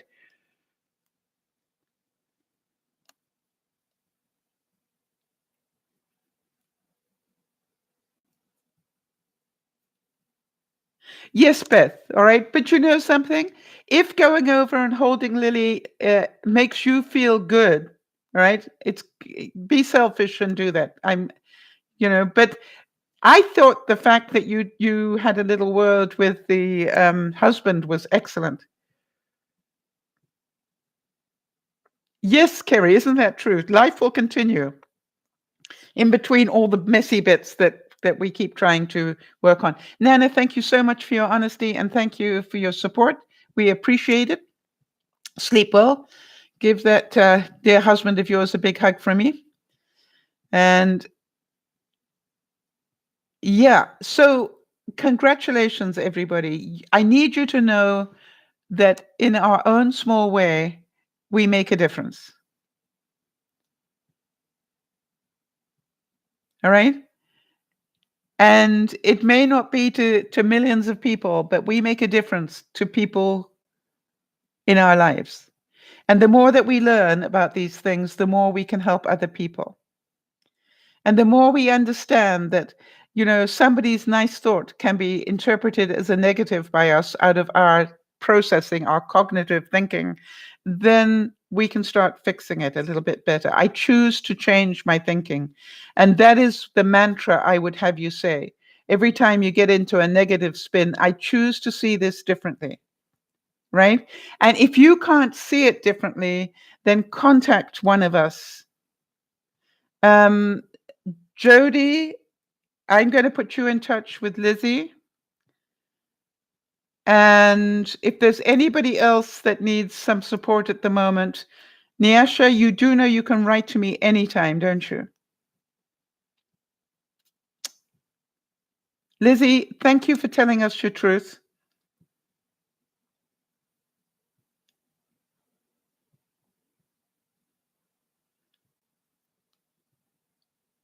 Yes, Beth, you know that to be true this time, all right? I'm going to repeat that because it's very important that we heard you say this, right? That Victoria, daughter, will rely on you too much to be more like a mum to Lily instead of a grandma, just like she did with Lucas. So you need to keep telling her, honey, that's a mother's job. I'm a grandmother. My job as a grandmother is to do this, this, this, and this. Your job as a mother is to do this, this, this, and this. I'll help you where I can, but I have my own world that I need to work on as well. I just got a new promotion. And by the way, Beth, I've got to ask this. Did that really is probably going to upset that one sister of yours, right?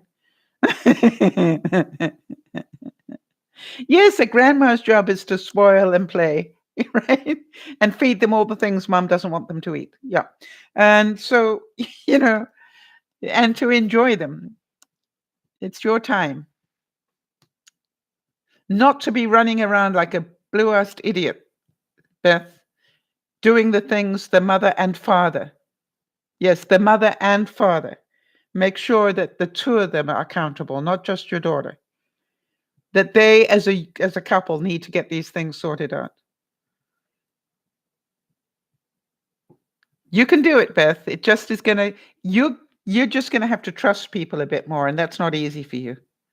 But the good news is you can see it now. And when you can start laughing about it, and we will keep reminding you, how are you doing on the grandmother scale as opposed to the mother scale? This is not your daughter, this is your granddaughter. Right? It's your daughter's job to be the mother. And if you've taught her well, she will have the skill.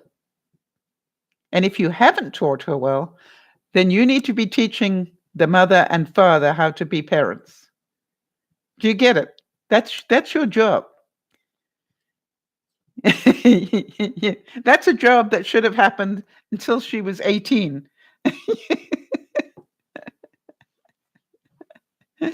So anyway, but Beth, we love you. We love you for your honesty because you just remind, I know she is so cute. I quite agree. And you should enjoy her because it will be a great relaxation for you because you will make time to be with her. And that is better than reading a book for you at this time. All right, so Beth, we're going to hold you accountable to being a grandmother, not a mother, and we'll check in with you every week to see how you're doing. Is that okay? On a scale of 1 to 10, how much were you a grandmother this week as opposed to a mother? And, if we can get a sense of humor around it, it'll make it easier. Everybody, I'm out of here. I'm going to, yeah, right. I'm going to get some rest.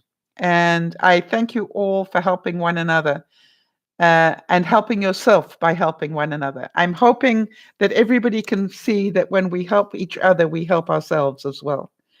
I hope that these two broadcasts made a little bit of difference in your life. I thank Beth for asking me to talk about cognitive things. If anybody has any subjects you'd like me to talk about, let me know. I do actually keep a list.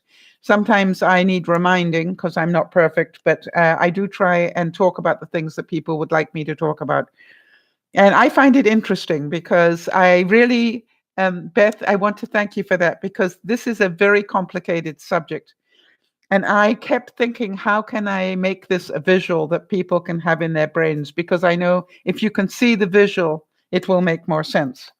And so I want to thank you because it took me a little bit of while to do all the research I needed to do and then be able to say, it's really this simple. Oops. Whoops, you knew that was, you can do this, Sal. Don't panic. Don't panic. You can do this. It's as easy as pulling it back up again. Right. When we have positive thoughts, we will have positive emotions. We will have positive physical reactions, and therefore we will have positive behaviors. And if we keep going in that circle, we will be doing well mentally. If we choose the other circle with negative thoughts, if we believe negative things about ourselves, we will have negative emotions, we will have negative reactions in our bodies, and we will lash out at people and do things we don't want to do. It is your choice to change the cycles. That is a choice we make every day, sometimes every hour, sometimes every minute. When you can see that these are choices, that if you are not doing something to help yourself. So Lizzie, think about what you're going to do to help yourself this week. You're falling asleep. Good. And you feel more calm. You did a good work here, Liz. I'm proud of you. I'm really proud of you. This is not easy stuff. And we are here. You know that when you need to come back and get another boot of our calm genes, we're here. So we are more than happy and we love you so much. And we want to see that smile back on your face. So as you go to bed tonight, as you sleep, I want you to see yourself smiling and go to bed with that positive picture rather than a negative one. You are an awesome human being, and I love you dearly. You know that. So everybody have a super week. Well, I'm pretty glad to have you in my life as well, Lizzie. I have to tell you that. And by the way, Oz will be in Indonesia this weekend, just so that you know that if you missed that. And for those of you who missed it earlier, Farmer is doing well in Australia as well. He wrote to me, and all is good. All right, everybody, have a super week. We'll see you next week. Oh, I see you Sunday. This is Dear Mama Sal saying thanks for your time. Bye-bye for now.